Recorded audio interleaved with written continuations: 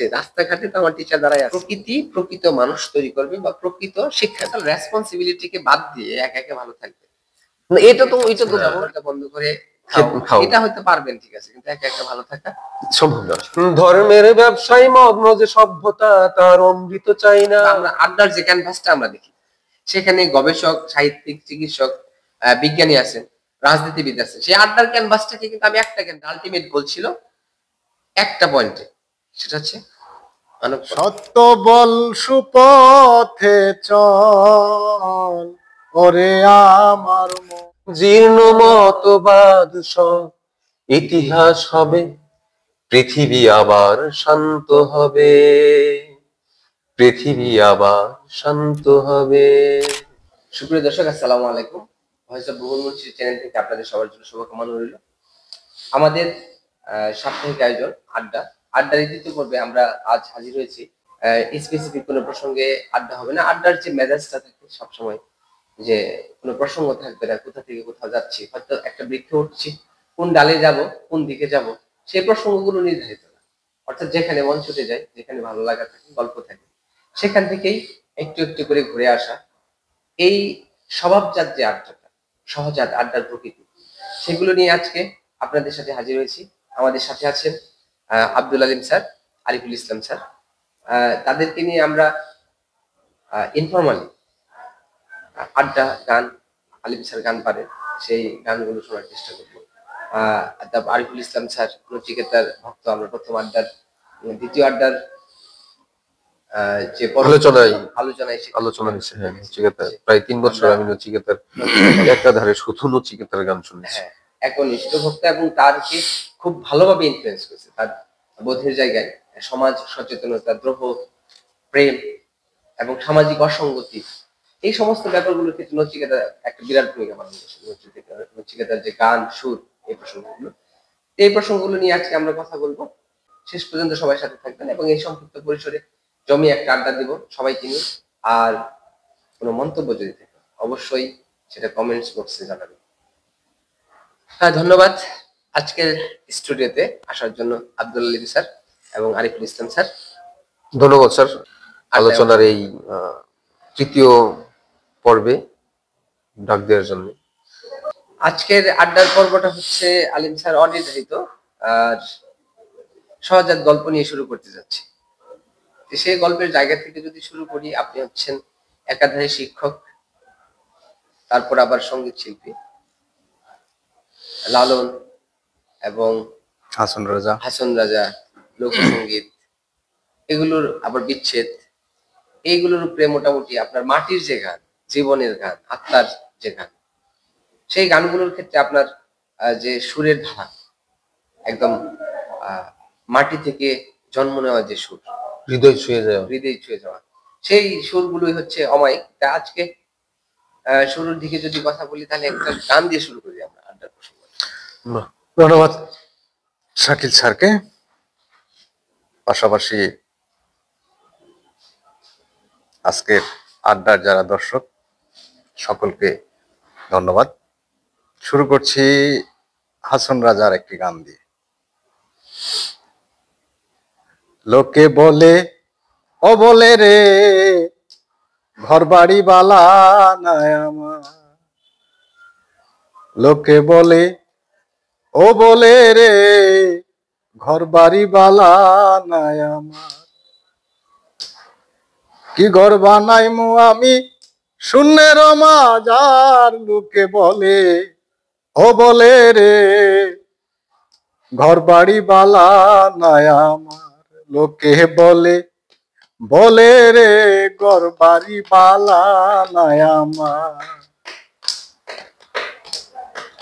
ভালা কইরা ঘর বানায়া কয়দিন থাকমু আর, কয়দিন থাকমু আর, আয়না দিয়া চাইয়া দেখি পাটনা চুলা আমার, লোকে বলে বলে রে ঘর বাড়ি বালা নাই আমার, লোকে বলে বলে রে ঘর বাড়ি বালা নাই আমার।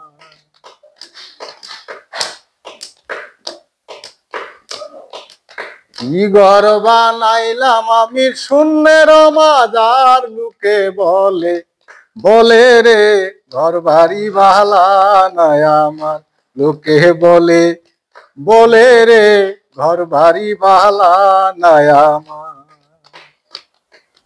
এই ভাবিয়া হাসন রাজা ঘর না দোয়ার বান্ধে, আরে ঘর না দোয়ার বান্ধে, কোথায় নিয়া রাখবো আল্লাহ, কোথায় নিয়া রাখবো বলে রে ঘর বাড়ি বালা নাই আমার, লোকে বলে বলে রে ঘর বাড়ি বালা নাই আমার।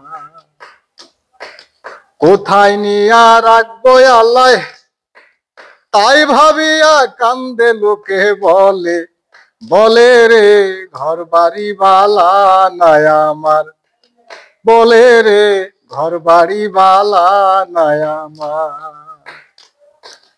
আগে যদি জানতো হাসান বাঁচবো কতদিন, হায়রে বাঁচবো কতদিন, বানাই তো দালান কুঠা বানাই তো দালান কুটা করিয়া রঙিন, লোকে বলে বলে রে ঘর বাড়ি বালা নাই আমার, লোকে বলে বলে রে ঘর বাড়ি বালা নাই আমার। বাহ, অসাধারণ। খুব চমৎকার হৃদয় নিংড়ানো সুর। আলিম স্যারের কাছ থেকে একটা গান শুনলাম। আমাদের ভূপ্রকৃতি গুলো যদি খেয়াল করি, আমাদের এই পৃথিবীটাকে যদি আমরা খেয়াল করি, আমাদের এই পৃথিবী বিভিন্ন জায়গায় বিভিন্ন সভ্যতা গড়ে উঠেছে, নাগরিক মন গড়ে উঠেছে। এক এক সভ্যতায় এক এক প্রান্তে মানুষের রুচিবোধ, জীবনযাপন, আচার বিশ্বাস এবং সেই সাথে সুরের বৈচিত্র্য। এবং এই যে সুরের বৈচিত্র্যতা, এটা গড়ে ওঠে মূলত ভূপ্রকৃতির যে বৈশিষ্ট্য তার উপর বেস করে। আপনি ওয়েস্টার্নে যান, এটা হচ্ছে অনেকটা মেটাল জিওমেট্রিক্যাল। আমার দৃষ্টি থেকে এটা মনে হয় যে অনেকটা একদম কি বলবো, এটা একটু রক রক টাইপের, পাথরের টাইপের। আবার যদি আমি এই ভারতবর্ষের কথা খেয়াল করি, তাহলে এখানে যে জল কাদার যে পরিবেশ, সেখান থেকে যে পূবালি হাওয়া এবং নরম মাটি, সেগুলো থেকে যে ঢেউটা আসছে সেটা অনেকটা উদাসী, একদম ভিতর থেকে আত্মাকে টান দিয়ে কোথাও যেন নিয়ে চলে যায়। অর্থাৎ এই যে যাপন, আমার বস্তুগত যাপন, জীবন যাপন, সেই প্রসঙ্গের ক্ষেত্রে যদি খেয়াল করি আরিফ স্যার, তাহলে আমাদের এই বস্তুগত জীবন যাপনের মধ্যে থেকেও এক অচিন পাখির ভিতরে হচ্ছে নাড়াচাড়া করি, তার সন্ধানে হচ্ছে বেরিয়ে পড়ি, ঘর ছেড়ে দেই। এবং এই ঘর ভালো না, বা ঘর দিয়ে আমি কি করব, কোথায় যাব, গন্তব্য কোথায়, এই যে মোক্ষ লাভের প্রচেষ্টা, আধ্যাত্ম, এই বৈশিষ্ট্যগুলো কিন্তু আমরা এই মাটি থেকে উঠে আসা যে গান, সেগুলোর ভিতরে হচ্ছে খুঁজে পাই। এবং আমরা এই হাসন রাজা বলি, তারপর হচ্ছে রাধারমন বলি, লালন বলি, তারপর হচ্ছে আব্দুল করিম, ইনাদের সমস্ত জায়গায় থেকে যদি বলি, মানে আমাদের এই বস্তু জগৎ, সেই সাথে আরেকটা বহির জগৎ, আধ্যাত্মিক জগতের একটা মেলবন্ধন টানা, এখানে বসে সেই জগতের সন্ধান করা, পরমাত্মার সাথে সম্পর্ক। হ্যাঁ, এই যে জীবাত্মা, তার একটা রিলেশনশিপ কিভাবে তৈরি হয়, কোথায় রিলেশনশিপটা আছে, সেই বন্ধনটাকে খুঁজে বের করা এবং সেখানে আলিঙ্গনবদ্ধ হওয়া, মিলন করার যে প্রচেষ্টা, সেই আকুতিগুলো কিন্তু এই গানগুলোতে ফুটে ওঠে। আপনার আরেকটা গান, ভারত উপমহাদেশের মধ্যে মনে হয় সুফি সাধক বাংলাদেশ, ভারত উপমহাদেশের মধ্যেই মনে হয় বেশি। হ্যাঁ, এটা ওই ইরানি ঘরানার জায়গা থেকে আসলো। আমাদের এখানে যে বাউল বৈষ্ণবরা ছিল, তারপর হচ্ছে সুফিরা আইসা, এখানে একটা কম্বিনেশন ব্যাপার তৈরি হয়েছে, যে কারণে এখানে আমি যদি দেখি তাহলে হচ্ছে পিওর সুফিজম বলতে যা বোঝায়, তারপর হচ্ছে আজকে বাউলদের যে রূপ দেখি, এগুলো যে একদম ফিক্সড, তাদের চিরন্তন একটা রূপ নিয়ে আছে, ব্যাপারটা এরকম একটা মিক্সড ব্যাপার স্যার। মানে তাদের সবার সম্মিলিত ভাবে একটা মিক্সড কালচার গড়ে উঠছে, মিক্সড হয়ে গেছে তাদের চিন্তা চেতনা, যে কারণে এখান থেকে আলাদা করে যে খুঁজে বের করা অমুক ধর্ম থেকে তমুক ধর্ম থেকে আসছে, ব্যাপারটা এরকম, সেগুলোই পরবর্তীতে আলাদা ভাবে বিভিন্ন একটা ঘরানা তৈরি করছে, একটা গোত্র বা সম্প্রদায়কে সৃষ্টি করছে, যারা হচ্ছে মুখ্য লাভের জন্য হ্যাঁ আর্থিক প্রচেষ্টাগুলো অবিরত থাকে, এবং তাদের জীবনযাপন গুলো যদি আমরা দেখি একদমই হচ্ছে সহজ সরল টাইপ। সাধারণ। অর্থাৎ বাস্তবিক জীবনের ক্ষেত্রে তাদের সম্পদ, প্রাচুর্যতা এগুলো সম্পর্কে একটা উদাসীনতা, একটা ফকিরি ভাব, একটা ফিকিরের মধ্য দিয়ে তাদের জীবনযাপন চলতে থাকে অলওয়েজ। আর তাদের সাবলীলতা, ঢং, ফকরি ভাবটা, স্যারের ফকরি ভাবটার কথা শুনে আমার লালনের ওই গানটার কথা মনে পড়ে গেল। ফকিরি করবি খেপা কোন রাগে, আছে হিন্দু মুসলমান দুই ভাগে, আছে হিন্দু মুসলমান দুই ভাগে, খুবই ফকিরি করবি খেপা কোন রাগে। এই যে আপনার যে ফকিরি, অর্থাৎ তার এই ফকিরিটা সে কোন ভাগে করবে, একটা দুই ভাগে বিভক্ত হয়েছে। অর্থাৎ এই যে বিভক্ত সমাজটা লালন তার সামনে দেখছে জাতপাতের যে কঠোরতা এবং ধর্মের যে দৈন্যতা, ধর্মের যে সার দর্শনটুকু এটুকু হারিয়ে যখন জাতপাতটা হচ্ছে প্রকট আকার ধারণ করছে, মানুষ তার মনুষ্যত্ব গুলো হারিয়ে ফেলছে, ঠিক তখন লালন সাহেব এসে বলছে তুমি কোন ভাবে ফকিরিটা করবা, দুই ভাগে বিভক্ত হয়ে আছে। ভেস্তের আশায় হচ্ছে মুসলমানগণ, আর হচ্ছে হিন্দুরা স্বর্গেতে মন দিয়ে আছে। তখন তিনি আবার একটা বৈপ্লবিক স্বর দিলেন, মানে স্বর্গ নরক, যেটা ভেস্ত স্বর্গ ফাটক সমান কার বা তা ভালো লাগে। অর্থাৎ উনি এই যে যে চাওয়া পাওয়ার প্রত্যাশা এগুলো থেকে একটা প্রেমের ঊর্ধ্বভাবে চলে গেলেন, একদম পরমাত্মার সাথে নিজের যে লীন হওয়ার স্যার ওই যে ওই লাইনটা একটু এবং লাইনটা ভেস্ত গুরুকে হচ্ছে একটা মানে কি এটা বলে সেকেন্ডারি অপশনে রেখে দিলেন। স্যার ওই লাইনটা ওটা, বেস্তের আশায় মুমিনগণ হিন্দুরা যায় স্বর্গেতে মন, বেস্তের আশায় মুমিনগণ হিন্দুরা যায় স্বর্গেতে মন, ব্যস্ত নরক ফাটক সমান কারবানাতা ভালো লাগে, ফকিরি করবি খেপা কোন রাগে। জয় গুরু। জয় গুরু। দারুণ, অসাধারণ। আপনি যদি খেয়াল করেন তাহলে হচ্ছে আলিম ছাত্র হাসান দিয়ে শুরু করছিলেন, আমরা যদি লালনের প্রসঙ্গটা আসি, হাসানের প্রসঙ্গ থেকে, লালন তো হচ্ছে একজন সম্রাট, উনি বাউল সম্রাট না সুফি ঘরানার একটা সম্রাট আমি বলবো। একদম লালনকে পুরাপুরি বাউল হিসেবে অনেকে স্বীকার করতে কুণ্ঠাবোধ করেন।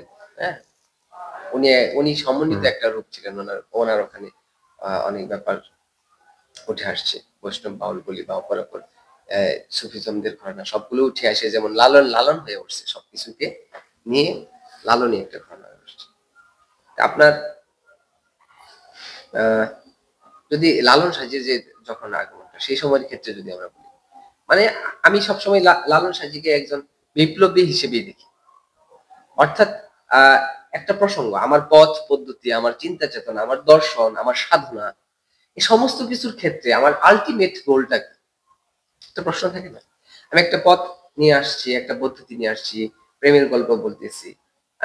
এই যে 25 ডিসেম্বর বড়দিন গেলেন, যিশু আসছিলেন, ঈসা আলাইহিস সালাম যাকে বলি আমরা ইসলাম। এই ক্ষেত্রে যদি বলি উনি হচ্ছে বড় মাপের একজন বিপ্লবী। সেই রোমান সাম্রাজ্য ছিল, সেইগুলোর সময় সেই যে শাসকদের যে শোষণ, মানুষের নির্যাতন, নিপীড়িত মানুষের পক্ষে দাঁড়িয়ে যে প্রেমের গীত, প্রেমের গান, সাম্যের গান, এটা ছিল কি, এটা ছিল একটা বৈপ্লবিক বার্তা ওই সমাজের মধ্যে, মানে ওই সমাজের জীর্ণ সমাজের বুকে কুঠারাঘাত, বৈপ্লবিক রেওয়াজ। এবং যখন ওনাকে কি করা হলো, মানে ক্রুশে চড়ানো হলো, শুলবিদ্ধ করা হলো, সেটা বলা হয় যে মানে স্বাভাবিকভাবে যে ওনাকে মেরে ফেলা হয়েছে। কিন্তু পরবর্তীতে আমরা ইসলাম ধর্মের যে কোরআন থেকে পাই ওনাকে, মানে এটা একটা তাদের হেলুসিনেশন, একটা ভ্রম, তাকে মারতে পারে নাই, ঠিক আছে, মানে মহান স্রষ্টা এই জায়গায় উপস্থিত থেকে তাকে রক্ষা করছে। এবং তারা যখন দেখছে যে তাদেরকে মেরে ফেলছে, এটা একটা ভ্রম ছিল, হেলুসিনেশন ছিল। আলটিমেটলি যদি আমরা দেখি এটাকে, যদি আমরা সমাজ নিরিখে দেখি, ঐতিহাসিক প্রেক্ষাপট থেকে দেখি, তাহলে ওই জালিম শাসক একজন বিপ্লবীকে কি কখনো মেরে ফেলতে পারে? এবং শেষাবধি কার জয় হয়েছিল? যিশুর কিন্তু জয় হয়েছিল। তার মানে তার ধারা, তার সিলসিলাটাই কিন্তু মানে পরবর্তীতে টিকে গেছিল, সেই জালিম শাসকরা কিন্তু টিকতে পারে। এবং এটা যদি স্রষ্টাকে উঠাই নেওয়া এবং হচ্ছে এটার মাধ্যমে একটা ইনফরমেশন দেওয়া যে এটা এই যুদ্ধ, এই যে বৈষম্যের যে যুদ্ধ, এই যে সাম্যবাদের যে স্যার বললো গান, এগুলো থেমে যায়নি, শেষ হয়নি, এটা লাগবে উনি অমরত্ব লাভ করছেন। পরম্পরায়। প্রসঙ্গটা হচ্ছে ওনাকে মেরে ফেলা সম্ভব হয়নি, উনি অমরত্ব লাভ করছেন। অর্থাৎ কি ওনার যে ধারা সেটা শেষ হয়নি, সেই বিপ্লবের ধারা। ঠিক তেমনি আমি যদি লালন সাইজির কথা বলি, তো ওই লালন সাইজির প্রসঙ্গটাও আমি বলবো যে সেই জায়গা থেকে উনি ওই ব্রিটিশ পিরিয়ডে যখন জন্মগ্রহণ করলেন, সেই সমাজে জাতপাতের যে কঠোরতা এবং শোষণ, সেই শোষণের বিপক্ষে দাঁড়িয়ে মানে ওনার আগমনটা ছিল একটা বৈপ্লবিক আগমন। ওনার আওয়াজ এবং উচ্চারণ, ওনার কণ্ঠস্বর ছিল একটা বৈপ্লবিক সুর, বৈপ্লবিক শব্দ চয়ন, ওনার বাক্য বিন্যাস সবকিছু কি করছে, একটা অসাম্যের মূলে কুঠারাঘাত করছে, একটা মর্যাদা বোধের জায়গায় নিয়ে আসছে, মানবীয় মর্যাদা বোধের জায়গায় সবগুলোকে একটা সাম্য সমাজ প্রতিষ্ঠার জায়গায় নিয়ে আসছে।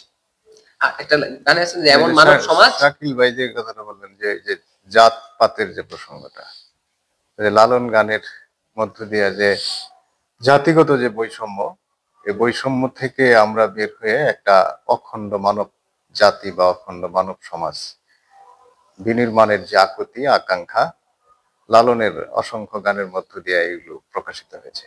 যেমন একটা গান আছে, সত্য কাজে কেউ নয় রাজি, সবই দেখি তা না না না, জাত গেল জাত গেল বলে, এ কি আজব কারখানা, জাত গেল বলে, আসবারে কালে কি জাত ছিলে, এসে তুমি কি জাত নিলে, আসবারে কালে কি জাত ছিলে, এসে তুমি কি জাত নিলে, ওরে যাবার কালে কি জাত হবে, এ কথা ভেবে বলো না, জাত গেল বলে, ব্রাহ্মণে চন্ডালে চামার মুচি, এক জলে সব হয় গো সুচি, জেনে শুনে হয় না রুজি, জমে তো কাকেও সারবে না, জাত গেল বলে,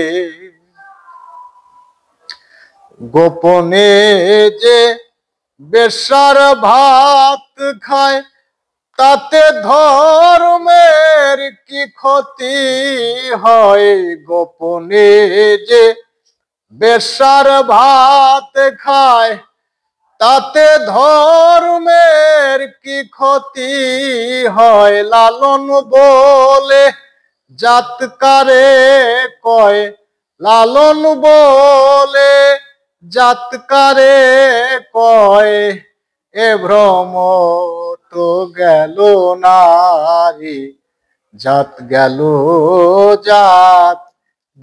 বলে, এ কি আজব কারখানা, জাত গেল বলে। বাহ সাধু। বাহ সাধু। এই দারুণ যে গেয়েছেন।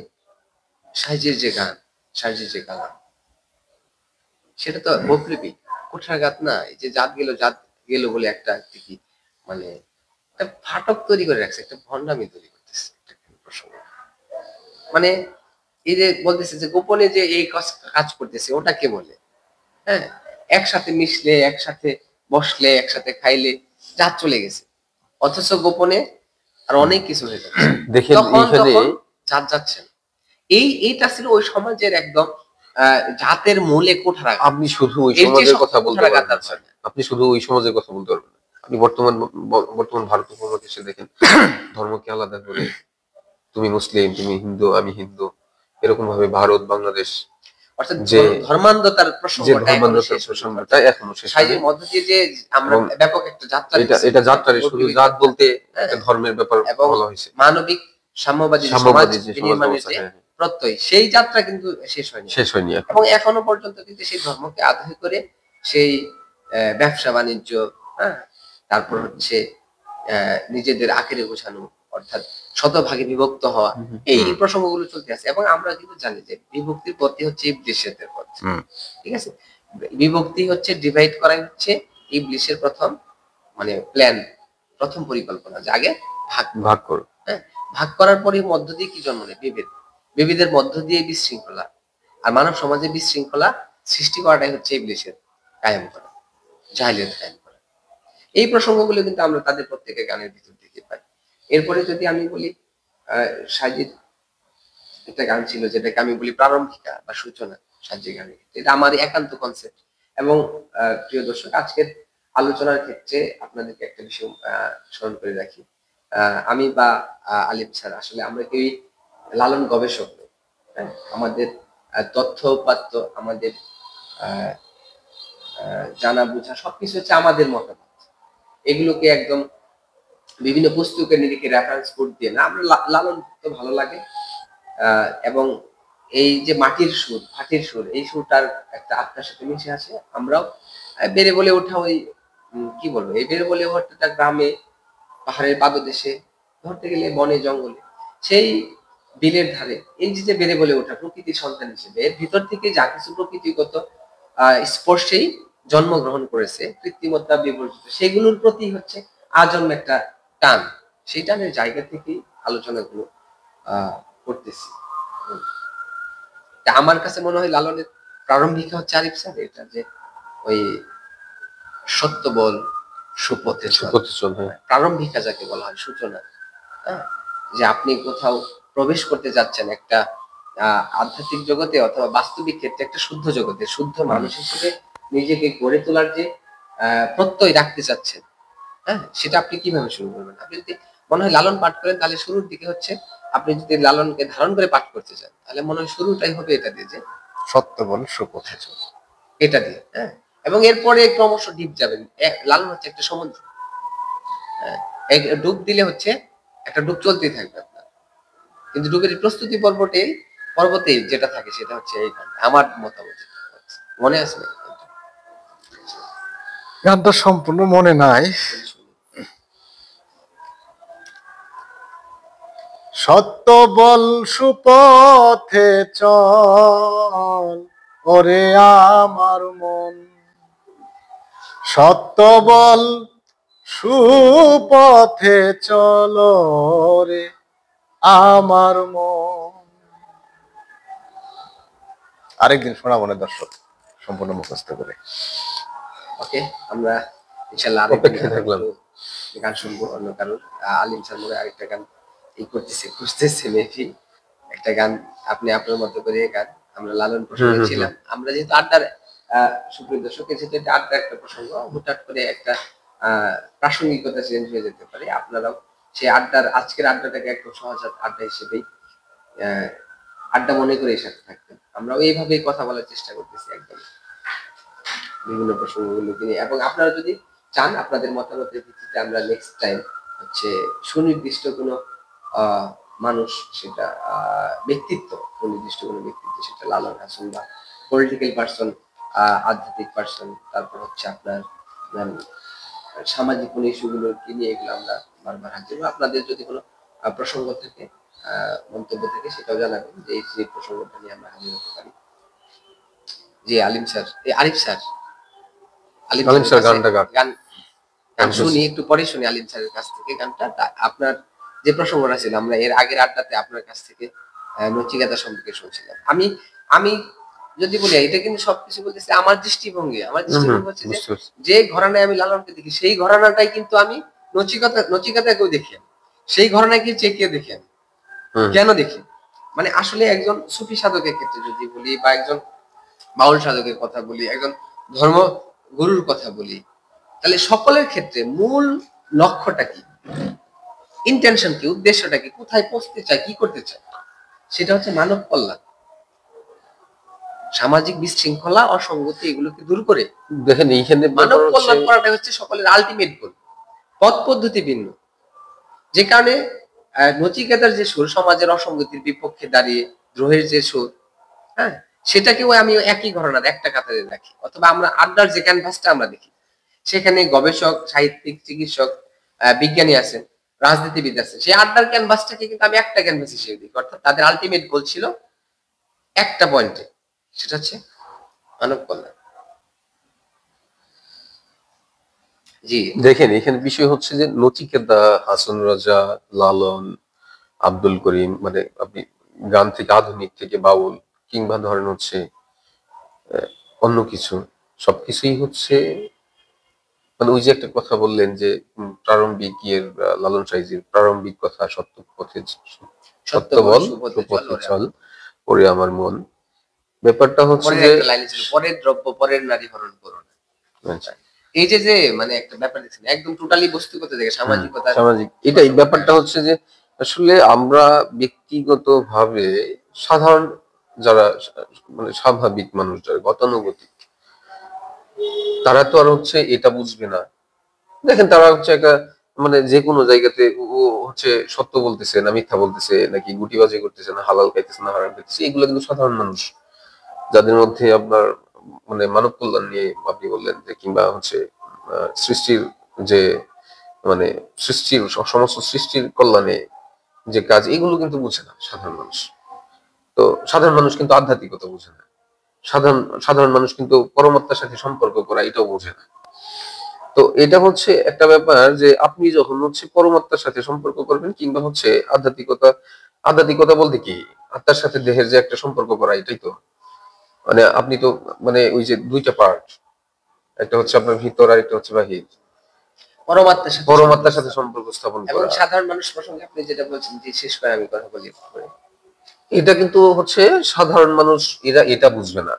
যে কারণে একটা ব্যাপার থাকে যে মানব কল্যাণ নিয়ে, জাতির মানে ভালোটা নিয়ে, যারা জাতির কল্যাণ নিয়ে ভাবে, যারা চিন্তা ভাবনা করে, যারা মনে করে যে সমাজটাকে বিনির্মাণ করা উচিত, দেশটাকে বিনির্মাণ করা উচিত, কিংবা হচ্ছে পৃথিবীটাকে বিনির্মাণ করা উচিত, টেকানো উচিত, পৃথিবী নষ্ট হয়ে যাচ্ছে, যখন দেখে যে পৃথিবী সৃষ্টির প্রায় অধিকাংশ জিনিসই নষ্টের পথে চলে গেছে, ভাবনা, ভাবনাগত জায়গায়, কর্মগত জায়গায় যখন হচ্ছে নেগেটিভিটি ছড়ায় পড়তেছে, এবং আলটিমেট হচ্ছে প্রকৃতির জন্য ক্ষতিকর হয়ে যাচ্ছে, তখন হচ্ছে এরকম কিছু মানুষ আলাদা হয়, যারা হচ্ছে আহ, আলাদা মানে প্রকৃতি নিয়ে ভাবে, কিংবা হচ্ছে যে মানব কল্যাণের জন্য যা যা করা উচিত এগুলো নিয়ে ভাবে।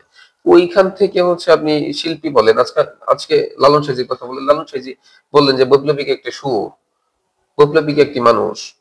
লালন সাইজি তো আর গান গাওয়ার জন্য লালন সাইজি হয়ে ওঠে নাই, তিনি এটা পরিকল্পনা করেন যে আচ্ছা আমি গান লিখে গেলাম, আমাকে মানুষ স্মরণ করবে। উনি ওনার জায়গা থেকে, চেতনার জায়গা থেকে, উনি ওনার কষ্টের জায়গা থেকে, দুঃখের জায়গা থেকে, বেদনার জায়গা থেকে, গান ছিল হাতিয়ার, হ্যাঁ সমাজের সমাজের জায়গা, গানটা ছিল হাতিয়ার। যেমন আমাদের যুদ্ধের সময়, ৭১-এর যুদ্ধের সময় কিন্তু আমাদের নজরুলের কবিতা ছিল হাতিয়ার, চল চল চল ঊর্ধ্বগগনে বাজে মাদল, বুদ্ধিজীবীদের হত্যা করা। এবং অবশ্যই এটার সূরা আজ পর্যন্ত হয়নি। এই ধরনের একটার জন্য ঘটনা, একটা জাতিকে পঙ্গু করে দেওয়ার মানে বিজয়ের দ্বার প্রান্তে এসে একটা সুপরিকল্পিত এবং অত্যন্ত সুপরিকল্পিত ভাবে এই কাজটা কে করলো, সেই প্রসঙ্গটা কিন্তু আজ পর্যন্ত সুস্পষ্ট ভাবে প্রকাশিত হয়নি, মার্ক করা হয়নি, এবং তাদেরকে ব্যাপকভাবে গণমানুষের সাথে সম্পৃক্ত করা হয়নি। এই যে চেতনাগত, এটা একটা চেতনাগত পঙ্গুত্বের পথ। আজ বুদ্ধিজীবীরা থাকলে সেই ধারায়, সেই সিলসিলা যদি হাজির থাকতো, তাহলে হচ্ছে কি মানে জাতিগত এত দৈন্যতা থাকতো না, মস্তিষ্কগত এত দৈন্যতা থাকতো।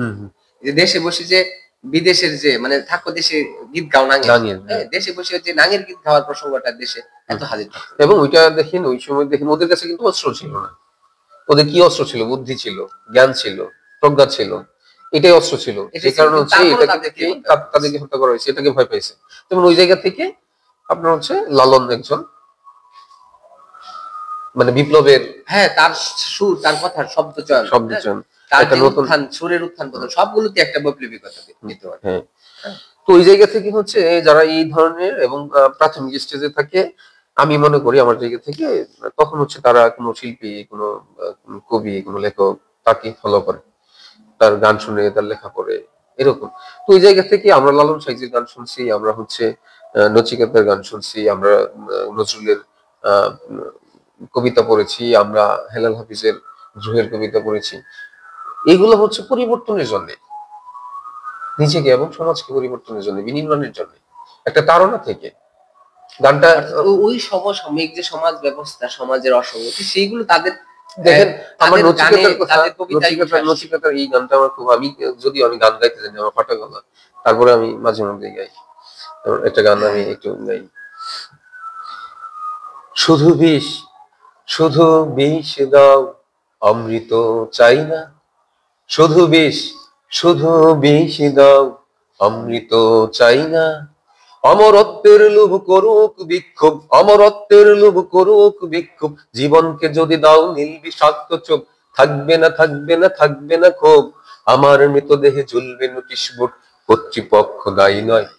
শুধু বিষ, শুধু বিষ দাও, অমৃত চাই না। ধর্মের ব্যবসায় মগ্ন যে সভ্যতা, তার অমৃত চাই না। সবুজ, সবুজ পৃথিবীটাকে ধর্মের কালো হাতে, সবুজ পৃথিবীটাকে ধর্মের কালো হাতে। শ্বাসরোধ করে যে প্রগতি, পরিসংখ্যানে মাপে জীবনের ক্ষয়ক্ষতি, এমন প্রগতি চাই না। শুধু বিষ, শুধু বিষ দাও, অমৃত চাই না। এখন এই যে গানটা ভালো লাগা, এই গানটার মধ্যে আপনি ভালো লাগার ব্যাপারটা কোথায় পাবেন? আমি যে কারণে আগেই মানে ডিভাইড করে নিয়েছি যে সাধারণ মানুষ।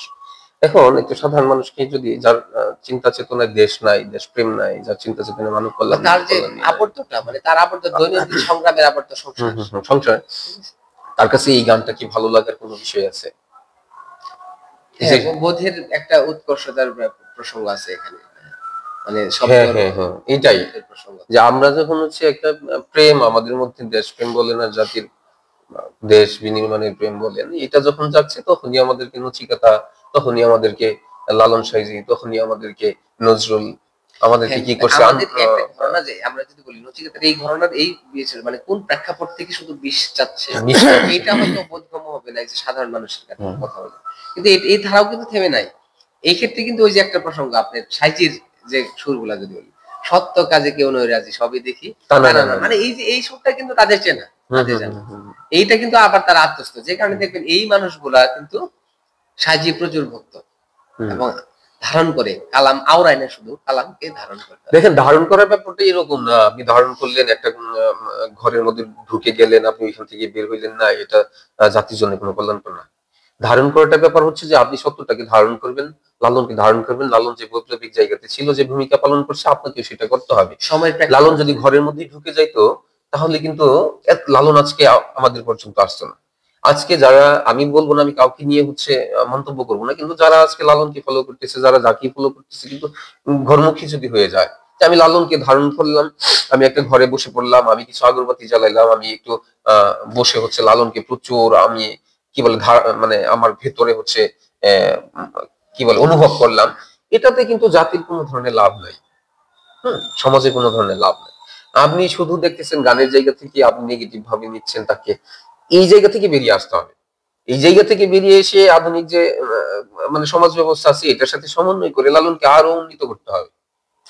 এবং সে কি করতে চাচ্ছে, কি করে গেছে, সমাজের জন্য তিনি কি বলে গেছে, অবশ্যই এটা একটা যুদ্ধ ছিল তার জন্য, পরিবর্তনের যুদ্ধ ছিল। এবং সেখানে আরিফ স্যার একটা যে কথাটা বলছিলেন, সেটা হচ্ছে যে যে লিমিটেড হয়ে যাওয়া, এটা কিন্তু মারাত্মক একটা, এটাই হচ্ছে আপনি সেখান থেকে আপনি সত্য হাতে মানে খুঁজে পাবেন না, আপনি কারণটা হচ্ছে মানে ধ্রুব না, কিন্তু আপনি ওই কথাটা, আপনি ওই হাদিসটা শুনছেন, ওই হাদিসটা শুনছেন যে পৃথিবী, আজরাইল আলাইহিস সালামকে আল্লাহ তাআলা বলল যে অমুক মহল্লাটা ভাসায় দাও, পানি দিয়ে ধ্বংস করে দাও। এবং পরে উনি ওইখানে গিয়ে দেখছে যে একজন আবেদ অনেক বছর ধরে সে ইবাদত করছে, প্রচুর পরিমাণে ইবাদত করছে, সে উঠছে না, খাচ্ছে না, কিন্তু ইবাদত করতেছে প্রচুর পরিমাণে।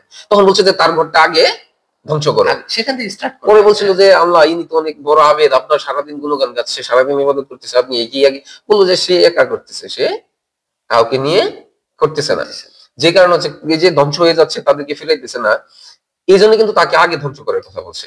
তো এই ব্যাপারটা হচ্ছে এরকমই, সোশ্যাল রেসপন্সিবিলিটি, সামাজিক দায়িত্ব আপনি যত বেশি ধারণ করেন। একটা প্রসঙ্গ আসবে, এটা আরেকটা কথা বলি আমি, সেটা হচ্ছে যে আপনি একটা ছোট সূরা আছে, সেটা কি বলেন, সূরা আসর, ঠিক আছে, ওয়াল আসরি ইন্নাল ইনসানা লাফি খুসর ইল্লাল্লাযিনা আমানু ওয়া আমিলুস সলিহাতি ওয়া তাওয়াসাউ বিল হক ওয়া তাওয়াসাউ বিস সবর। এই প্রসঙ্গের ক্ষেত্রে যদি আপনি দেখেন, সেখানে 4টা কর্মের কথা বলা আছে। সেটা দুইটা মানে নিজের সঙ্গে, আর দুইটা হচ্ছে টোটালটি হচ্ছে তাগিদ করার প্রসঙ্গ, অর্থাৎ সোশ্যাল রেসপন্সিবিলিটি। ঠিক আছে, অর্থাৎ আমরা এটাকে এভাবে ভাগ করতে হবে, বিষয়টা এরকম না। আমি শুধু বলতেছি এরকম যে চারটার মধ্যে দুইটাই সোশ্যাল রেসপন্সিবিলিটি, দুইটা হচ্ছে একান্ত নিজের রেসপন্সিবিলিটি, নিজের সাথে সাথে যায়। ঠিক আছে, অর্থাৎ 50-50 করে ফেলছে এখানে যদি আমরা বলি। অর্থাৎ যেহেতু এখানে বিভিন্ন ধরনের কোড থাকে, মানে সেই কোরআনের মধ্যে 50-50 করে ফেলছে, মানে আপনি সোশ্যাল রেসপন্সিবিলিটিকে বাদ দিয়ে একা একা ভালো থাকবেন। এটা তো ধর্মীয় চাচ্ছে না, দরজা বন্ধ করে খাও, এটা হয়তো পারবেন, ঠিক আছে, কিন্তু একা একা ভালো থাকা সম্ভব না। এটাই তাহলে আপনি এই যে বললেন যে এটা একটা মারাত্মক একটা ব্যাপার, যে শুধুমাত্র ধারণ করা ঘরমুখী হয়ে যাওয়া, এবং এটাই কিন্তু বর্তমান সমাজে ঘটছে। আপনি একটু যদি লক্ষ্য করেন, আবার এটাও আপনি হচ্ছে একদম প্রকাশ্য দিবালোকে আপনি দেখতে পারেন যে খুব অল্প সংখ্যক মানুষ যারা হচ্ছে মূলত ধারণ করছে, মানে মানে হচ্ছে ধারণ করছে এবং স্পিরিটটাকে ধারণ করছে এবং হচ্ছে এটা ইমপ্লিমেন্ট করছে, এরকম খুব অল্প সংখ্যক বাস্তবিক সত্য বল সুপথে চল না। এটা মানে এই প্রসঙ্গটা সে তার জাতীয় জীবনে ধারণ করছে, সেটাকে যে সত্য ধারণ করছে, সোশ্যাল, মানে সে সত্য বলা কার প্রসঙ্গে আসে, সাপেক্ষটা করতে সোশ্যাল, সামাজিক সাপেক্ষ বদ্ধ করে সত্য বলা মিথ্যা বলার তো প্রসঙ্গ থাকে। আপনি দেখেন সে হচ্ছে সারাদিন লালনকে ধারণ করছে, রাতের বেলা গিয়ে গাঁজা খাচ্ছে, আবার টিম নিয়ে ধরেন হচ্ছে সারাদিন লালন চাইছি, সারাদিন হচ্ছে ন্যায়ের পথে, কিন্তু সে সন্ধ্যা হওয়ার সাথে সাথেই 50 টাকা 100 টাকা জোগাড় করে কি করলো, এই যে আমরা যেমন একটা সুন্দর আড্ডা দিচ্ছি, তখন তারা আড্ডা দিচ্ছে কি, ভাই তুই হচ্ছে এই গাজাটা বানা তাড়াতাড়ি খাই। আপনি এটা কিন্তু আবার এটা কেন বললাম যে আপনি কিন্তু আপনি প্রত্যক্ষ দেখতে পারবেন। এখন আপনি যদি বলেন যে এটা কি খারাপ জিনিস নাকি, আমি বলবো অবভিয়াসলি এটা খারাপ জিনিস, এটা মস্তিষ্ককে বিকৃত করে দিচ্ছে, আপনাকে সুস্থ চিন্তা ভাবনা থেকে দূরে ফেলে দিচ্ছে, আপনার পরিবার কি করতেছে, সমাজ কি করতেছে, দেশের কি হাল, এটা থেকে আপনাকে দূরে ফেলে দিচ্ছে। আপনি কিচ্ছু জানেন না, দেশ সম্পর্কে জানেন না, আপনি দিন হারাই বলতেছেন। তার মানে মস্তিষ্ক বিকৃত হচ্ছে, তার মানে এটা হচ্ছে তার জন্য কোনোভাবে সে যদি লালন কেন, সে যদি হযরত মুহাম্মদ সাল্লাল্লাহু আলাইহি ওয়াসাল্লামকে ধারণ করে, এবং হচ্ছে সে যদি সারাদিন ন্যায়ের কথা বলে এবং 5 ওয়াক্ত নামাজ আদায় করে, হজ করে, এবং হচ্ছে দিন শেষে যদি সে হচ্ছে অপকর্মের সাথে, যে অপকর্মটা সমাজের জন্য ক্ষতিকর, যে অপকর্মটা হচ্ছে রাষ্ট্রের জন্য ক্ষতিকর, যে অপকর্ম পৃথিবীর জন্য ক্ষতিকর, প্রকৃতির জন্য ক্ষতিকর, সেই ব্যক্তি কখনোই মুক্তি পাবে না, অসম্ভব। এখানে আরেকটা প্রসঙ্গ হচ্ছে, একটু কন্ট্রাডিকশন তৈরি করে দিচ্ছি। মানে সে ব্যক্তি যদি ধারণ করে এগুলো তার মধ্যে থাকবে না, এটাই তো বললাম যে এটা সে যদি স্পিরিটটাকে ধারণ করে, একটা হচ্ছে কি আপনার হচ্ছে গতরকে ধারণ করা, গতরে ধারণ, হ্যাঁ, আপনি হচ্ছে একটা বাউলদের কিন্তু একটা বেশভূষণ আছে, হ্যাঁ, সেই বেশভূষণ ধারণ করলে আমরা কিন্তু ওই অ্যাপ্রোচটা দেখে বুঝতে এটা ঠিক আছে, স্পিরিটটাকে ধারণ করলে সে ওই জায়গায় যাবে না, তারা তো যায়নি এই জায়গায়, তাদের মস্তিষ্কের বিকৃতি বা বিভ্রম বা হ্যালুসিনেশন তাদের ছিল। এটাই তো বললাম যে খুব অল্প সংখ্যক মানুষ। এবং এইখানে যদি দেখেন, আমি যদি দেখি যে হচ্ছে আমার আমার আমার নিজের দৃষ্টিকোণ থেকে, আমি যদি আমাদের এরকম একটা সংখ্যাও থাকতো যারা মূলত একজনকে ধারণ করতেছে, যে কাউকে ধারণ করতে পারে সঠিকভাবে, যারা মনীষীদের কাতারে আছে, যারা বুদ্ধিজীবীদের কাতারে আছে, কিংবা মানে দেশের জন্য, পৃথিবীর জন্য কিছু একটা করার চিন্তা ভাবনা আছে, এরকম একটা মানুষকে যদি একটু ধারণ করে সত্যিকারের অর্থে, একদম প্রকৃতগত ভাবে যে সে ধারণ করে, তাহলে তার মাধ্যমে কোনো খারাপ কর্মকাণ্ড ঘটিত হবে না, সম্পাদন হবে না, খারাপ কাজ সম্পাদন হবে না।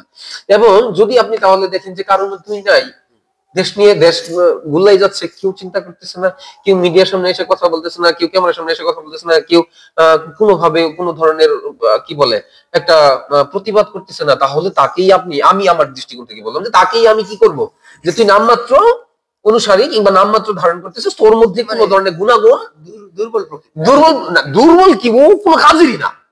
আমি একদম বলবো, তোমাকে সৃষ্টি করা হয়েছে, তোমাকে একটা দায়িত্ব দিয়ে পাঠানো হয়েছে, তুমি একটা মানুষকে ফলো করতেছো, যে দায়িত্ব নিয়ে আসার পরে তার দায়িত্বটা সঠিকভাবে পালন করে গেছে, এবং তার আইডিওলজিটা তোমার কাছে ভালো লাগছে, এবং তুমি তাকে আইডল হিসেবে গ্রহণ করছো। গ্রহণ করার পরে সে যা করে গেছে তা না করে তুমি বিপরীতটা করতেছো। কি করছে সে? যেটা যেরকম করে গেছে, যেমন আমাদের হযরত মুহাম্মদ সাল্লাল্লাহু আলাইহি ওয়াসাল্লাম আল্লাহ তাআলা প্রিয় বান্দা এবং রাসূল হিসেবে প্রেরিত হয়েছে, এবং হুজুর সাল্লাল্লাহু আলাইহি ওয়াসাল্লাম যা যা করে গেছে পৃথিবীতে, আমরা কি করছি? ওইগুলো হচ্ছে কি করে ধারণ করি। এখন এখানে কোন জায়গায় ধারণ করেন? তিনি হচ্ছে সমাজ বিনির্মাণ করছে, তিনি হচ্ছে বৈষম্য দূর করছে, তিনি হচ্ছে মানুষকে শান্তির পথ দেখাইছে। আমরা এখন ধারণ করি ঠিক এরকম ভাবে ধারণ করি, কপালটা ফুলে যাক, কালো হয়ে যাক, আমার দাড়িগুলো লম্বা হোক, আমি একটু কি বলে একটু ইয়ে দেই, মেহেদি দেই, আমি জুব্বা পরি, কিন্তু আমি আমার ভাইয়ের ভাইয়ের হচ্ছে হক আদায় করি নাই, আমি আমার এতিম ভাতিজার হক আদায় করি নাই, আমি আমার বোনের সম্পত্তি তাকে বুঝিয়ে দিই নাই, আমি আমার প্রতিবেশী না খেয়ে আছে তাকে একবেলা খাবার দিই নাই, উপার্জনটা আমার হালাল ছিল। হ্যাঁ আমার আমি হচ্ছে শুক্রবার দিন হুজুরের বয়ান শুনে কি করলাম, হুজুরের বয়ান শুনে আমি ঘোষণা দিয়ে দিলাম, ভাই আজকে হুজুর বয়ান করছে সুদ ঘুষ নিয়ে, আমি আর সুদ ঘুষ খাবো না, আমি তোমার কাছে 10 লাখ টাকা 10,000 টাকা তোমার কাছে সুদে দিছিলাম, আমার 10 টাকা মাসে হার ছিল, আমি ভাই আজকে খুব ভয় পাইছি, তুমি আমার 10 টাকা হারের দরকার নেই, 5 টাকা হার দিবা। হুজুরের বয়ানে খুব ভয় পাইছে, 10 টাকা থেকে 5 টাকা নামাইছে, হ্যাঁ রিডিউস করে 5 টাকা নামাইছে। এই যে আপনার হচ্ছে এই যে একটা কালচার, এই যে মানে ধারণ করা, সে কিন্তু হাম্বল টাইপের। এটা করতেছে না যে আমি না ঠিক আছে এটা করবো না, তুমি আমার হচ্ছে এইটা মূল টাকাটা ফেরত দাও। আর আমি জীবনও করবো না। হ্যাঁ কিন্তু এটা কিন্তু ঘটতেছেই না। মানে আমি কেন এই কথাটা বললাম যে আপনি কিন্তু সুন্নত কায়েম করতেছেন না। আপনি হুজুর সাল্লাল্লাহু আলাইহি ওয়াসাল্লাম কিভাবে খাইছে, আপনি হুজুর সাল্লাল্লাহু আলাইহি ওয়াসাল্লাম কিভাবে নামাজ পড়ছে, হুজুর সাল্লাল্লাহু আলাইহি ওয়াসাল্লাম রাতে কি বলে তাহাজ্জুদ পড়ছে এবং তাহাজ্জুদের এত গুরুত্ব দিছে, কিন্তু আপনি আপনার প্রতিবেশী না খেয়ে আছে, অসুস্থ হয়ে হসপিটালে পড়ে আছে, তার চিকিৎসা করার মতো কোনো টাকা নাই, আপনার পকেটে টাকা আছে প্রচুর পরিমাণে, পর্যাপ্ত পরিমাণ টাকা আছে, কিন্তু আপনি 1 টাকাও দিতে রাজি না। অর্থাৎ দিন শেষে যদি আমরা বলি যে সমস্ত কিছুর ক্ষেত্রে যে একটা মানে এটাই আমি বলতেছি, আলটিমেট গোল থাকে, হ্যাঁ একদম মানব কল্যাণ, সেই সম্পর্কে আমরা পৃথিবীর খবর অথবা মোহগ্রস্ত সৃষ্টিটাই হয়েছে, স্রষ্টা সৃষ্টি করছি তো এক পরস্পরের কল্যাণের জন্য, পরস্পরের সহযোগিতা করার জন্য। ইকোসিস্টেমটাও দাঁড়িয়ে আছে ভাবে, ইকোসিস্টেমটা তো দাঁড়িয়ে, বাস্তুতন্ত্র যেটা মানে একটা কিন্তু পরস্পরের উপর নির্ভরশীল। আমরা যদি চক্রটা দেখি, ওয়াটার সার্কেল দেখি, নাইট্রোজেন চক্র দেখি, ঠিক আছে, অথবা আমার টোটাল একটা আমার সাবকন্টিনেন্টের চক্র বলি, অথবা আমি হোল পৃথিবীর একটা চক্রটা দেখি আমার ইকোসিস্টেমের পারস্পরিক নির্ভরশীলতার কথা, একদম ওই ব্যাকটেরিয়া ভাইরাস অনুজীব থেকে শুরু করে আমার একদম ওই চূড়ান্ত পর্বে সূর্য পর্যন্ত ধরে, এবং সূর্য আমরা পরস্পর এবং বৃক্ষ সবগুলোর সঙ্গে একে অপরের সঙ্গে নির্ভরশীলতার একটা সম্পর্ক। হ্যাঁ অবশ্যই। এবং এই ক্ষেত্রে যদি চ্যুতি ঘটে, আপনি দেখেন গাছ না লাগান, গাছ একটারও যদি চ্যুতি ঘটে তাহলে সমস্ত সার্কেলের উপরে কি করবে, একটা ব্যাপক ইমপ্যাক্ট করবে। আপনি এই অর্থে যদি দেখেন তাহলে গাছ কাটাও মহাপাপ। আপনি যদি ওই অর্থে দেখেন তাহলে গাছ কাটাও কি মহাপাপ। মানে ব্যাপারটা হচ্ছে যে হ্যাঁ এটা হচ্ছে প্রয়োজনকে সামনে রেখে, যে নির্বিচারে বৃক্ষ নিধন নয়, নির্বিচারে নয়, অনর্থক নয়, সেটা হচ্ছে প্রয়োজনকে সাপেক্ষে রেখে। অর্থাৎ এই ইকোসিস্টেমটা কিন্তু আবার পরস্পরকে মানে গ্রহণ করে রিসিভ করে দাঁড়িয়ে আছে, একজন আরেকজনের প্রয়োজন ইউজ করতেছে, একজন আরেকজনের উপর ডিপেন্ড করতেছে, মিউচুয়ালিজমে দাঁড়িয়ে আছে, রিলেটেড সমস্যা হলে সেটা আমাদের সকলকে ইমপ্যাক্ট ফেলবে। এইটাই বিষয় হলো যে এই জন্যই বললাম যে আপনি ধারণ করেন, আপনি ভালো মানুষ হন, আপনি অনেক কিছু হন, কিন্তু আপনার যদি মূল চিন্তা ভাবনা যদি সত্য না হয়, মানে একদম যদি যদি হচ্ছে কল্যাণে না হয়, যদি আপনার চিন্তা ভাবনাগুলো যদি হচ্ছে পৃথিবীর জন্য যদি ইতিবাচক না হয়, তাহলে হচ্ছে আপনার সম্পদ যদি আপনারই মনে করেন, দিন শেষে যে ওই আশরাফুল মাখলুকাত হয়ে ওঠে। হ্যাঁ আশরাফুল মাখলুকাত হয়ে ওঠে। আরিফ স্যার মানে আমরা অনেকক্ষণ সিরিয়াস টপিক নিয়ে কথা বলতেছি, এটা প্রচলিত আড্ডা দিতে চাই, ঠিক আছে, আমাদের অডিয়েন্স যারা আছেন, আমাদের কিন্তু স্টার্ট করছিলাম কি বলে স্টার্ট করছি এটা বুঝি না, কথা আসছে কথা বলতেছি, এটা হচ্ছে বিষয়। এটা আগেই বলছি অমীমাংসিত আড্ডা। কি বলছেন, এটা কি সিদ্ধান্ত, কি আড্ডা, অনির্ধারিত আড্ডা, কোন ধরনের আড্ডার কোন ধরনের কোন ফিক্সড কোন টপিক নাই। আমরা যে কারণে আড্ডায় আলোচনা আসবে, আলোচনা করব, আড্ডায় হচ্ছে শালায় অন্য। তুমি একটা গান গাও। আমি তো গান পারি না। আরিফ একটা গান আছে। না আমি গান পারি না। আছে তুমি নচিকাতার আর একটা গান গাও। নচিকাতার। না আমি নচিকাতার কই গান পারি না। আরেকটা তুমি যেটা পারো ওইটাই বলো। স্টার্ট করো। একদিন ঝড় থেমে যাবে, পৃথিবী আবার শান্ত হবে, পৃথিবী আবার শান্ত হবে। একদিন ঝড় থেমে যাবে, পৃথিবী আবার শান্ত হবে, বসতি আবার উঠবে গড়ে, আকাশ নতুন আলোয় উঠবে ভোরে, জীর্ণ মতবাদ সব ইতিহাস হবে, পৃথিবী আবার শান্ত হবে, পৃথিবী আবার শান্ত হবে। ধন্যবাদ। বাহ, চমৎকার। ধন্যবাদ আরিফ স্যার, আহ, অসংখ্য।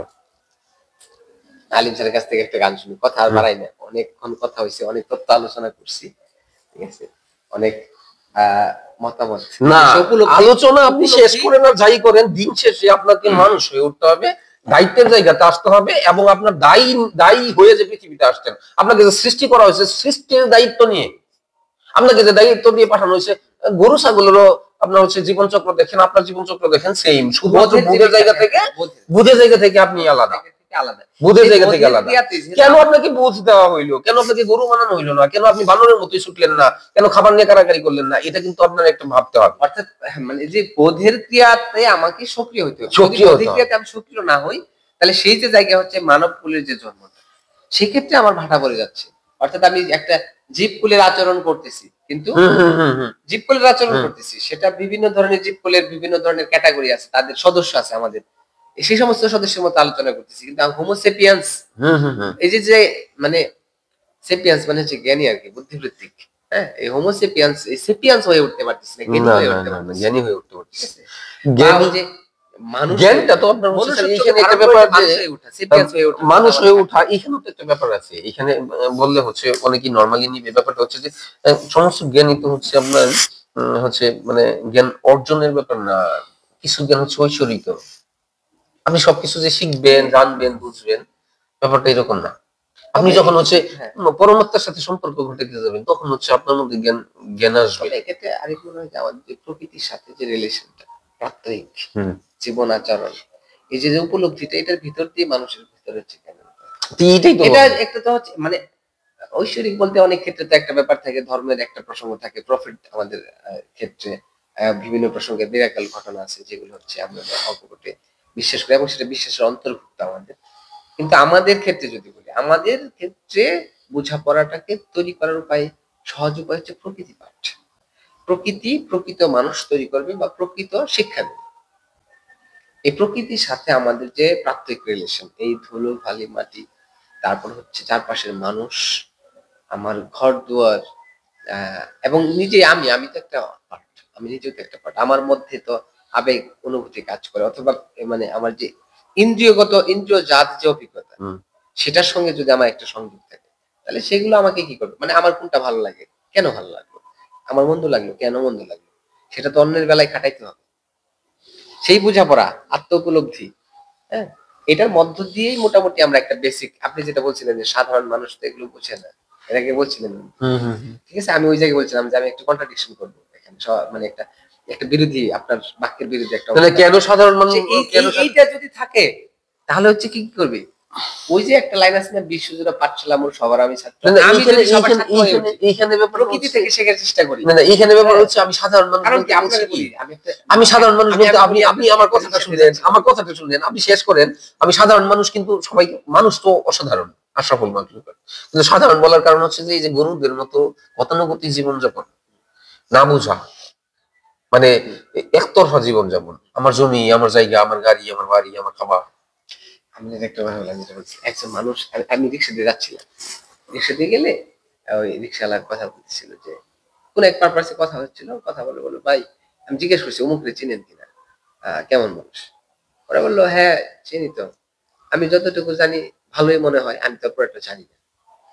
পরে উনি আবার ব্রিফ করতেছি ওটা, হ্যাঁ, যে আসলে না ভাই, একজন মানুষের চিনতে গেলে তিনটা বিষয় জানতে হয়, আমি একটা জানি। তাহলে কি কি এটা, বলতেছে যে একটা হচ্ছে তার পরিবার, পরিবারে সে কেমন, তার পরিবারের সদস্য আছে, তার পরিবারের কাকা জ্যাঠা ভাই বোন আছে, মা বাবা আছে, সেই জায়গায় সে কেমন আচরণ করে, দায় দায়িত্ব কেমন, অর্থাৎ সে সদস্য হিসেবে, পারিবারিক সদস্য হিসেবে কেমন, এটা। আরেকটা হচ্ছে যে সে তো ম্যাচিউর যখন, সে তো কর্মক্ষেত্র থাকে তার, সে কর্মক্ষেত্রে আসলে তার জীবনযাপন কেমন, কর্মক্ষেত্রের তার রেসপন্সিবিলিটি, তার অনেস্টি, এটা কেমন, এটা। আরেকটা হচ্ছে তার ফ্রেন্ড সার্কেল, যেখানে সে একান্ত ব্যক্তিক সমস্ত ব্যাপারাদি চিন্তা ঢেলে দেয়, যেখানে অকপটে নিজেকে সব মেলে ধরে, সমস্ত অদ্ভুত অদ্ভুত চিন্তা, একদম গভীরে লুকানো চিন্তা যেটা, রিক্সাওয়ালা বলছো আপনার? হ্যাঁ, সেটা ঢেলে দেয়। পরে বলতেছিল যে এই 3টা বিষয় যদি কি হয়, মানে ভালো হয়, মেজরিটি পার্সেন্ট, সব তো আর ভালো হবে না, মানুষ তো ফেরেশতা না। যদি মেজরিটি পার্সেন্ট ভালো হয় ভাই, তাহলে সে ভালো, ঠিক আছে? এখন ধরেন আপাতত 3টা বিষয় খোঁজ নেওয়া উচিত একজন মানুষকে, কেমন এটা বুঝতে গেলে এই 3টা বিষয় খোঁজ নেওয়া উচিত। রিক্সাওয়ালার কাছে বায়াত গ্রহণ করা উচিত, বুঝছেন? ঠিক আছে। অনেক সুন্দর এবং মৌলিক কথা বলছে। আমি তো মানে কি বলবো, আদৌ হয়ে গেছি আমি তো, এই জন্যই মনে আছে ধাক্কা দিচ্ছে রাস্তাঘাটে, তো আমার টিচার দাঁড়ায় আছে। তার ব্যাপারটা মানে হচ্ছে, আলিম স্যার, আমি না, না, এইটা তো- রাস্তাঘাটে টিচার দাঁড়ায় আছে, ব্যাপারটা হচ্ছে কি আসলে, মানে শিক্ষক তো সর্বত্র, and আপনি শিক্ষা গ্রহণ করবেন কিনা এটা না না, হচ্ছে- আমার শিক্ষা শিক্ষার্থী গ্রহণের, আমি হয়ে কিন্তু উঠতে হবে। গ্রহণ জায়গা থেকে আমি কার কাছে শিক্ষা গ্রহণ করবো এটা বিষয় না, সবার কাছে কি শিক্ষার ব্যাপার আছে। কারোর আমি কাছে এটাই কি বলছি, শিক্ষার ব্যাপার সাধারণ আছে। মানুষেরও আপনি খারাপ কাছে কি শিক্ষা আছে। শিখবেন? যে মদ খেয়ে কিডনি নষ্ট করে ফেলছে, লিভার নষ্ট করে ফেলছে, তার কাছে কি শিখবেন যে মদ খেলে কিডনি নষ্ট হয়? হ্যাঁ, এটাই। তার মানে এটাই তো শিখবো আমি। তার মানে আমি গতানুগতিক সাধারণ মানুষ তাদের কি বলছি, যারা পৃথিবী নিয়ে আঁকড়ে ধরে আছে, পৃথিবীটাকে মুখ্য হিসেবে ধরে আছে, তার কাছে অন্যজন মারা যাক, পৃথিবী ধ্বংস হয়ে যাক, তার কোনো কিছুই আসা যায় না। আমি এদের কি সাধারণ বলছি। আর যে অসাধারণ, যে সাধারণ মানুষের মতো চিন্তা ভাবনা করে না, যে হচ্ছে সমস্ত কিছু নিয়ে ভাবে, সে তো অবশ্যই অসাধারণ। অবশ্যই একটা স্টেজ তো থাকে, সবার ধ্যানের জ্ঞানের একটা স্টেজ তো থাকে, তাই না? ওই ধ্যান জ্ঞানের স্টেজ আলাদা আলাদা হতে পারে। একটা গান শুনে ফেলি স্যার, একটা গান শুনে ফেলি আমরা। আলিম স্যারের কাছ না, থেকে। গান আলিম আজকে স্যার কিছু বলতে যাচ্ছে মনে হয়। বলেন, আরেকটা গান তো শুনবো, আপনার শেষের দিকে আমি একটা গান শুনবো, বুঝছেন? আমি একটু কথা বলি যে আরিফ যেটা বলছে, যে আলোচনায় যে ব্যাপারটা হচ্ছে যে মানুষ হওয়ার যে প্রসঙ্গ, মানুষ আমার দৃষ্টিতে সবাই মানুষ, সব মানুষই ভালো। মানে আসলেই, মানে এই যে কি জানি বলে যে সব মানুষই ভালো, মুষ্টিমেয় মানুষ সের জন্য আমাদের সমাজে কিভাবে আপনি হচ্ছে সব মানুষকে ভালো বলবেন? দুনিয়ার সকল মানুষই ভালো। কিভাবে? এটা হচ্ছে আমার কমন সেন্স। আপনি কমন in সেন্স, general, প্রমাণ ব্যাপারটা না হচ্ছে না, আমি খন্ডাইতে হবে তো আমার কাছে। দুনিয়ার সমস্ত মানুষই সাধারণ দৃষ্টিতে ভালো। কেন ভালো? দুনিয়ার যে মানুষগুলোর কথা আমরা মানে বলতেছি, এই মানুষগুলো আলটিমেট নিজের গতিতে চলতে পারে না, বা হচ্ছে নিজের যে ইচ্ছা, নিজের যে স্বাধীনতা, এই অনুযায়ী চলতে পারে না। তাদেরকে কোনো না কোনো ভাবে কি করা হয়, একটা সিস্টেম বা একটা অদৃশ্য শক্তি, একটা ব্যবস্থাপনার মধ্য দিয়ে পরিচালনা করা হয়। যে কারণে যারা পরিচালনার সাথে সম্পৃক্ত থাকেন, মানে যাদের কাছে দায়িত্ব যারা থাকে, ওই শ্রেণীর লোকগুলো ভালো হওয়ার দরকার, ওই শ্রেণীর লোকগুলো মানুষ হওয়ার দরকার। আর গুলো মানুষ মানে না হলে স্ট্রাকচার, স্যার যেটা বলছিল যে আমরা ব্যক্তি কেমন হবে, না, এইখানে ব্যাপার হচ্ছে- সোশ্যাল স্ট্রাকচার, একটা পলিটিক্যাল স্ট্রাকচার, একটা রাষ্ট্রীয় স্ট্রাকচার আছে, একটা এটা ব্যবস্থা অবশ্যই ব্যবস্থাপনার মধ্য দিয়েই তো শিক্ষা হ্যাঁ, দীক্ষা দেওয়া হয়, অবশ্যই। মনন করে উঠে। হুম। অর্থাৎ আজকে আমি কেন এমন করে চিন্তা ভাবনা কেন করতেছি, যদি আমি বাংলাদেশে জন্মগ্রহণ না করে ইউরোপে করতাম, অবশ্যই হয়তো আমাদের ইউরোপের স্ট্রাকচারে করে উঠতাম, না, না, তাহলে আমার অবশ্যই চিন্তা অবশ্যই ভাবনাটা সুন্দর বেরিয়ে কথা বলছেন স্যার, কিন্তু এখানে ব্যাপার হচ্ছে যে আপনি যদি ইন্ডিভিজুয়ালি ধরেন, ইন্ডিভিজুয়ালি কেমন, আপনার পরিবারে আপনার বাড়ির কাজের জন্য কর্মচারীরা রাখলেন, কর্মচারীকে একটা দায়িত্ব দিয়ে দিলেন। এখন এই কর্মচারী তার দায়িত্ব পালন না করে সে হচ্ছে অন্য কর্ম করতেছে। এখন এইখানে যদি আপনি ধরেন হচ্ছে, তাহলে মালিক কি করবে? মালিক তাকে অর্ডার দিয়ে করাবে, এখন আপনি যদি ইন্ডিভিজুয়াল, আমি কেন বলছি ইন্ডিভিজুয়াল, শুধুমাত্র আপনি ধরেন আপনি পৃথিবীতে একমাত্র একটা পার্সন, আপনার কোনো শিক্ষার সার্টিফিকেট নেই, আপনি কোনো ডাক্তার না, আপনি কোনো ইঞ্জিনিয়ার না, আপনি কোনো বুধের জায়গা থেকে কেউ না ধরেন, কিন্তু আপনি মানুষ, আপনাকে সৃষ্টি করা হয়েছে পৃথিবীতে, স্রষ্টা আপনাকে দায়িত্ব দিয়ে পাঠানো হয়েছে। এখন আপনি আপনার দায়িত্বটা পালন করবেন। এখন আমরা যদি শ্রেণী ভাগ করে ফেলি, যে রিক্সা চালকের কাজ করবে, কৃষকের কাজ করবে, পেশা ভিত্তিক। না না, পেশা ভিত্তিক, আমি বলতেছি চিন্তার জায়গা থেকে ধরেন, শিক্ষক ছাত্র নিয়ে চিন্তা করবে, এটা হচ্ছে পৃথিবীর যে সিস্টেমের মধ্যে থাকবে। কিন্তু আপনি মানুষ হিসেবে ইন্ডিভিজুয়ালি তাকে সৃষ্টির সেরা হিসেবে তার কি দায়িত্ব? তাকে কি যে ব্যক্তিটা আজকে যে ব্যক্তিটা সর্বোচ্চ স্তরে আছে তার জন্য, এবং হচ্ছে যে ব্যক্তিটা একদম নিচু স্তরে আছে, গরিব হিসেবে আছে, তার জন্য দায়িত্ব কি আলাদা নাকি? আলিম স্যার যেটা বলছে, আমি যেটা বলছি, তোমার ব্যক্তিবাদ, ব্যক্তিবাদ অবশ্যই প্রসঙ্গ এখানে, ব্যক্তি না, আমি বলছি আপনার, কিন্তু আমরা ব্যক্তির মনন শিক্ষা, ব্যক্তি বলতে কি বুঝি? ব্যক্তির মনন শিক্ষা দীক্ষা রুচি বুঝি, হ্যাঁ। গড়ে ওঠা হুম। সভ্যতায় হাজার বছরের সংগ্রামের মধ্য দিয়ে প্রাপ্ত এটা। আজকে আমার যে চিন্তার যে যতটুকু উৎকর্ষতা আসছে আমাদের সভ্যতার, সেটা তো এই সময়ের আবিষ্কার না, এটা হচ্ছে হাজার হাজার বছরের একটা বিবর্তনিক ফসল। সেই হাজার বছরের বিবর্তনিক ফসলের মধ্যে আজকে যে ইথিক্স আমি দাঁড় করে রাখছি, মোরালিটি আমার মধ্যে আছে, ভ্যালুস আছে, সেটা কি আজকে তৈরি করা? এবং এটা কি হাজার বছর আগে এরকম ছিল? না, সেটা হচ্ছে কি হাজার বছরের একটা সংগ্রামের মধ্য দিয়ে ক্রমশ বিবর্তনিক ভাবে আমরা একটা সভ্যতা, আজকের যে সভ্যতা সেই জায়গায় মানে আজকের সভ্যতা প্রাপ্ত হয়েছে, অথবা বর্তমানে একটা স্লেটের উপর দাঁড়িয়ে আছে। হ্যাঁ, এখন এই পরবর্তীতে এই যাত্রা তো অব্যাহত থাকবে। এখন এই জায়গায় দাঁড়িয়ে আমার যে মনন করে ওঠা, হ্যাঁ, আমার দৃষ্টিভঙ্গি করে ওঠা, এটা তো কিন্তু সমাজের সঙ্গে গুরুত্বপূর্ণ, মানে সমাজের সাথে গুরুত্বপূর্ণ ভাবে সম্পর্কিত, রাষ্ট্রীয় শিক্ষা দীক্ষার সাথে সম্পর্কিত, মিডিয়ার সাথে সম্পর্কিত। ওই সমস্ত স্ট্রাকচারে যদি কি হয়, এরর থাকে, ডিজাইনে যদি অবশ্যই অবশ্যই ডিজাইনে অবশ্যই নৈতিক যে শিক্ষাটা এটা এরর নাই, মানে পরিবারের নৈতিক যে শিক্ষার ব্যাপারটা এটা কিন্তু এরর নাই। নৈতিক শিক্ষার ক্ষেত্রে আরিফ আমি একটু বলি, নৈতিক শিক্ষার ক্ষেত্রে ন্যূনতম যে নৈতিক শিক্ষা মানে প্রত্যেকটা মানুষের মধ্যে আছে, মানে আহামরি যে অনৈতিক মানে শিক্ষা আমাদের মধ্যে মানে ব্যাপক যদি নৈতিক শিক্ষাটা থাকতো, যদি নৈতিক শিক্ষাটা থাকতো, স্বাধীনতার 54 বছর পরেও, স্বাধীনতার 54 বছর পরেও আপনার আজকে পরাধীন জীবনযাপন করা হইতো না। যদি ন্যূনতম নৈতিকতাও যদি মানুষের মধ্যে থাকতো, স্বাধীনতার 54 বছর পরেও আজকে বাঙালির অর্থনীতি যাদের কারণে আজকে 53 বছরের আপনি শুধু উপর থেকে দেখবেন, আপনি নিচ পর্যন্ত দেখেন। অবশ্যই উপর থেকে। কেন? অবশ্যই উপরে যারা চুরি করতেছে তাদের নিচে সংখ্যা নাই, আমি এই জায়গায় তাদের নিচে সংখ্যা নাই।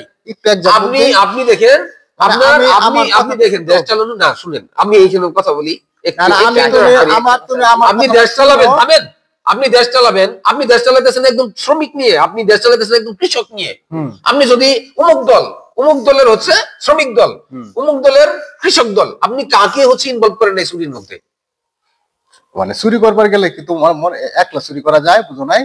এখন যেহেতু এটাই তো বলতেছি, ন্যূনতম যদি নৈতিকতা সম্ভাবনা কিছু চুরি, ন্যূনতম যদি নৈতিকতা থাকতো, না না এখানে কোনো ধরনের কথা হবে না, কথা হবে হচ্ছে বলতে হবে, মানতে হবে যে হ্যাঁ নৈতিকতার জায়গা থেকে আমরা হচ্ছে মানে কি করছি, মানে নৈতিকতা অর্জন করতে পারি নাই।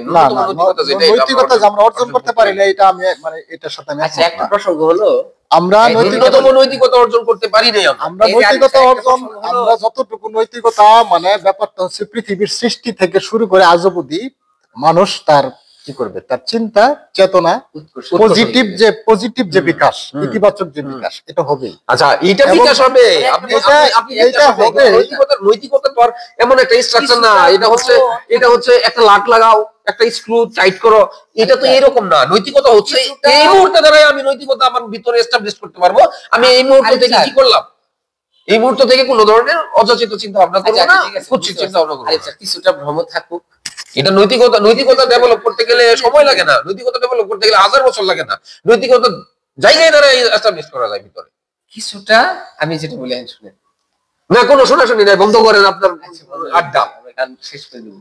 কিছুটা ভ্রম মানুষের মধ্যে থাকুক, কিছুটা বিশৃঙ্খলাও থাকুক, সুন্দর থাকুক, অসুন্দর থাকুক, এই যে মানে ভেরিয়েশন, বৈচিত্র্যতা সবকিছু মিলিয়েই হচ্ছে মানুষ থাকবে। কিছুটা একটা কথা বলা হয়, বুঝুক খেলেই বলুক, ভীমরতি ছিল, এটাই তো বললাম যে আছে থাকবে, এটা তো আমি অস্বীকার করব না, আছে থাকবে, এটা অস্বীকার করব না। সংগ্রামটাও জারি থাকবে, খারাপ তো থাকবে, হ্যাঁ সাথে সাথে সংগ্রামটা জারি। এটাই কিন্তু আপনি কথা আসছিল এখান থেকে, বিপক্ষে কথা জাহিলিয়াতের বিপক্ষে, কথা ওইখান থেকে আসছিল, বৈষম্যের বিপক্ষে, কথা ওইখান থেকে আসছিল যে সাদা ধুতি পরে, সাদা পাঞ্জাবি পরে আর লালন সাইজি করে, সেই সংগ্রামটা জারি থাকুক। আর কিছুটা ভুলও থাকুক, ওই ভুল থেকে আবার কি করুক, ফুলগুলো ফুটুক। মানে একটা ভুলের জন্য আমরা একদমই হচ্ছে মাথাটাকে না কেটে দিয়ে আমরা এই সামাজিক প্রেক্ষাপটটাকেও স্বীকার করি, সামাজিক রেসপন্সিবিলিটি স্বীকার করি, ব্যক্তির জায়গায় দাঁড়িয়ে ব্যক্তিক বোধের বিকাশ, উদ্বোধনটা, বোধের যে উদ্বোধন সেটাও ঘটানোর চেষ্টা করি, এবং সার্বিকভাবে যে পরিস্থিতি আছে সেটাকে ফার্স্ট আপন করে নিয়ে সংগ্রামটাকে জারি রাখি। অবিরত সংগ্রামের মধ্য দিয়ে, উৎকর্ষের মধ্য দিয়ে আমরা একদিন হয়তো এই যে আমাদের আলটিমেট গোল কত দূর জানি না এটা আসলে, ঠিক আছে, চূড়ান্ত গোল তো আমি আমার গোল তো মানুষের নৈতিক দিক থেকে অনন্ত প্রবাহের যে ধারাটা, মানুষের অনন্ত প্রবাহের যে ধারাটা, সেটা থাকুক, সুরটা থাকুক, একটা সুর বাজুক, মানে যে নষ্ট করে গেছে সেও নষ্ট করেই যাক, একটা সুর নষ্টই করতে থাকুক না, সংগ্রাম জারি থাকবে। মানুষ অবিরত সংগ্রামের মধ্য দিয়ে অবশ্যই তাই কিছু প্রতিষ্ঠা হবে, মানুষের হাত ধরেই হবে, এবং সুরটাও থাকবে, সুরটা থাকুক, সুরটা বাজুক। আজকে এই পর্যন্তই, আল্লাহ হাফেজ। একটা সুর বাজান, আপনি ওই একটা একটা করে শোনান। ওই স্যারে হচ্ছে প্রচুর শুদ্ধতা চাচ্ছে, ঠিক আছে? কি সত্য আপনাকে আমি ট্যাগ দিচ্ছি না, না না না ঠিক আছে, মানে শুদ্ধতার বাদে ট্যাগ দিচ্ছি না। আপনি ওই নিন্দার কাটা যদি না থাকে গায়ে, ওই গানটা শোনান, ঠিক আছে? প্রেম থাকুক, কিছুটা নিন্দা থাকুক, একটা লাইন শোনান। হিতর্পণা কার্য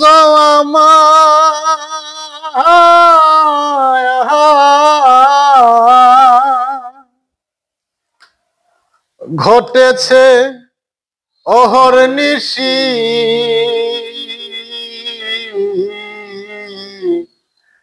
আমারে কি রাখবেন তোমার চরণ দাসী,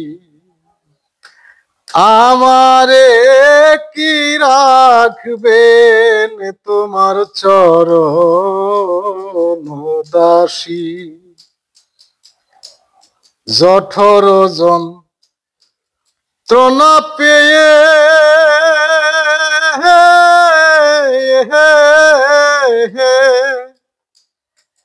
এসেছিলাম করাল দিয়ে, সে সকল গিয়াছি ভুলে ভবে তে আসি, আমারে কি রাখবেন তোমার চরণ দাসী। জয় গুরু। শেষ করে দেন।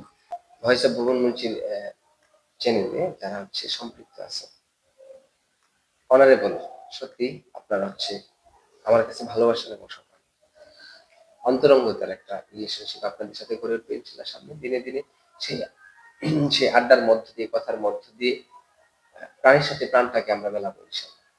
আবার দেখা হবে পরবর্তী কোনো এক সময়, এবং এই অস্থির সময়, এই টালমাটাল সভ্যতা, এই পৃথিবী এবং দেশ, সেগুলোর সাথে সংগ্রাম করেই আমরা একটা সুন্দর পৃথিবী বিনির্মাণ করব, সেই প্রত্যাশা রেখে আজকে এখানে শেষ করছি। আল্লাহ হাফেজ। আল্লাহ হাফেজ। আর যারা সাবস্ক্রাইব করেন নাই, জলদি সাবস্ক্রাইব করে নেন।